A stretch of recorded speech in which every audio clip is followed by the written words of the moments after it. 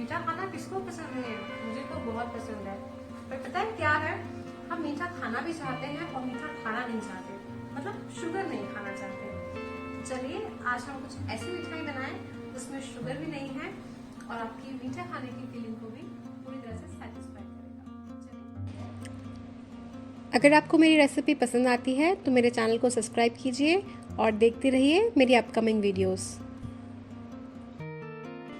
तो सबसे पहले हम ले लेंगे यहाँ पर सूजी मैंने यहाँ पे ना तो बहुत बारीक ली है ना ही बहुत मोटी, मीडियम साइज की सूजी मैंने लगभग 1 कटोरी ले ली है, जो तकरीबन 200 ग्राम के लगभग होगी। उसके बाद मैं ले लेती हूँ यहाँ पर नारियल का चूरा, जो सूजी से हाफ पोर्शन है, तो 100 ग्राम्स, या अगर कटोरी से नाप रहे हैं तो आधी कटोरी नारियल का चूरा ले लेंगे। अब हम यहाँ पर लेंगे ड्राई फ्रूट्स। तो ड्राई फ्रूट में हम सबसे पहले यहाँ पर अंजीर ले लेंगे। अंजीर यहाँ पर मैंने 15 से 20 अंजीर ले लिए हैं और इसी तरह से 20-25 मैंने खजूर लिया है। खजूर का मैंने बीज निकाल दिया है और उसको इस तरह से कुछ मैश कर दिया है। उसके बाद मैंने 2 चम्मच चिरौंजी ले ली है, 2 से 3 चम्मच मैंने हर तरह के बीज मिला के लिए हैं। मैंने यहाँ पे खरबूजे और तरबूजे के बीज लिए हैं। उसके बाद मैंने 15-20 टुकड़ा काजू ले लिया है। उसके बाद मैंने बादाम लिया है 15 तकरीबन, और उसके बाद उतनी ही किशमिश ले ली है।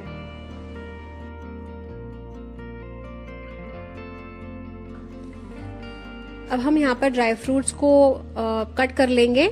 सबसे पहले मैं यहाँ पर ड्राई फ्रूट्स को कुछ बड़े ही टुकड़ों में कट कर रही हूँ और बाद में फूड प्रोसेसर की सहायता से मैं इनको छोटे छोटे टुकड़ों में कन्वर्ट कर लूंगी, जिससे मैं इसको आटे में अच्छी तरह से गूंद पाऊं, अपने रवे में अच्छी तरह से गूंद पाऊं।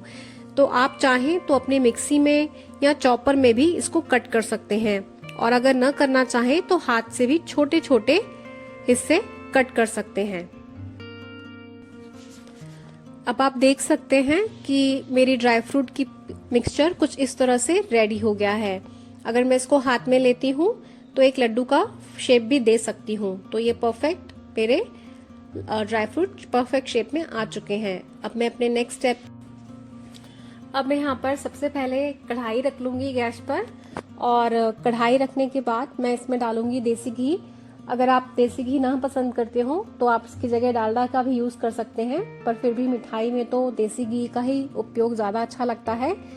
मैं तकरीबन 4 से 5 चम्मच देसी घी यहाँ पर डाल रही हूँ, उस छोटे चम्मच।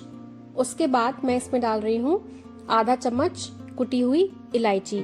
छोटी इलायची को मैंने कूट लिया है रफली और मैं इसमें डाल रही हूँ। अब मैं इसमें डालूंगी सूजी को मैं धीरे सिम पर अच्छी तरह से भूनूंगी और बीच बीच में थोड़ी देर गैस तेज करके फिर से सिम करके इसको भूनती रहूंगी जब तक मेरी सूजी कुरकुरी अच्छी ना हो जाए, जो खाने से मुंह में चुपके ना।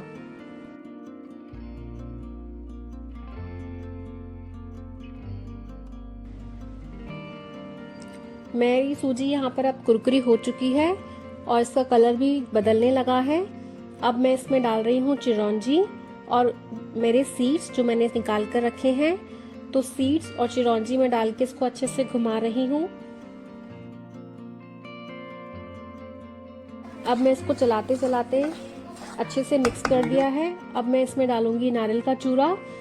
नारियल का चूरा थोड़ा थोड़ा डालते हुए मैं इसको घुमाती जा रही हूँ, और नारियल के चूरे को डालने के बाद हमको बहुत ज्यादा तेज पर या बहुत ज्यादा देर तक नहीं पकाना है, बस कुछ ही मिनट तक इसको चलाते रहना है, जैसे वो इसमें अच्छे से मिक्स हो जाए।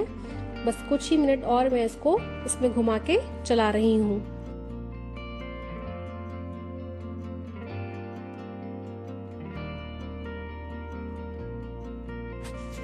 अब मेरे ड्राई मिक्सचर बिल्कुल रेडी है, तो अब मैं इसको एक बर्तन में निकाल लूंगी, जिसमें निकालने के बाद मैं इसमें अपने ड्राई फ्रूट्स मिक्स करूंगी जो मैंने पीस के रखे थे, जो थोड़े वेट हैं। मैंने उसमें पानी नहीं डाला, लेकिन वो ड्राई फ्रूट जैसे डेट्स, अंजीर, किशमिश, ये ड्राई फ्रूट थोड़े से वेट ड्राई फ्रूट्स होते हैं। इसके अंदर मिठास के साथ साथ बाइंडिंग की कैपेसिटी भी अच्छी होती है। आप देख सकते हैं कि मैंने यहाँ पर शक्कर का यूज बिल्कुल नहीं किया है।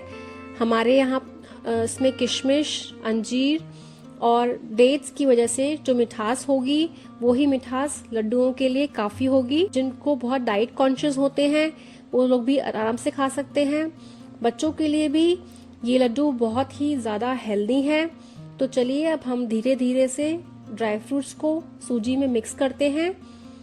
आप शुरू में देखेंगे कि कहीं हमको सूजी व्हाइट कलर की दिख रही है और कहीं ड्राई फ्रूट के पीसेस दिख रहे हैं, लेकिन हमको इसको अच्छी तरह से एक सम होने तक मिक्स करना है। जैसे कि सूजी का कलर ब्राउनिश हो जाता है और पूरी ड्राई फ्रूट्स की मिठास उसमें चली जाती है। हमने यहाँ पर कुछ नट्स भी लिए हैं जिसको हमने आधा कूटा हुआ है और कुछ को पूरा रखा है, जिससे खाते हुए वो हमको बहुत ही लजीज लगे। अगर आप चाहें तो इनको पूरी तरह से पाउडर बना के भी डाल सकते हैं।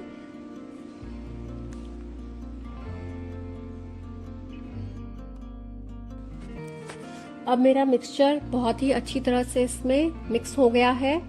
इस समय पर अगर मैं लड्डू बाइंड करने की कोशिश कर रही हूँ तो मैं लड्डू बाइंड कर पा रही हूँ। मेरा मिक्सचर बिल्कुल बराबर है।